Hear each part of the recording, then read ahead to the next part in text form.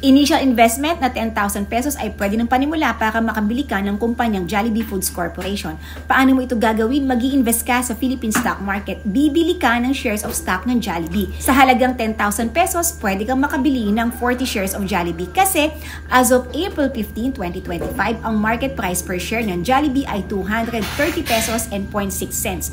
So, 10,000 pesos i-divide mo sa 230.6, that's 43. Pero ang board lot ng Jollibee ay 10. Pag sinabi mong board lot, ito yung minimum number of shares na pwede mong i-trade sa stocks. Okay, simulan mo ng aralin ang stock market. Ang simple investing strategy nito dahil magandang preparation yan para sa iyong retirement fund, magkakaroon ka ng extra income or passive income para sa education ng iyong mga anak, at pwede mo pa ipamanang knowledge mo sa stock market sa iyong mga anak. If you want to learn more about investing in the Philippine stock market, magkakaroon ako ng free live online webinar ngayong May 6, 8, 10, and 13, 2025. Ito ay para sa mga zero knowledge or walang alam kung paano magsimulang mag-invest sa Philippine stock market.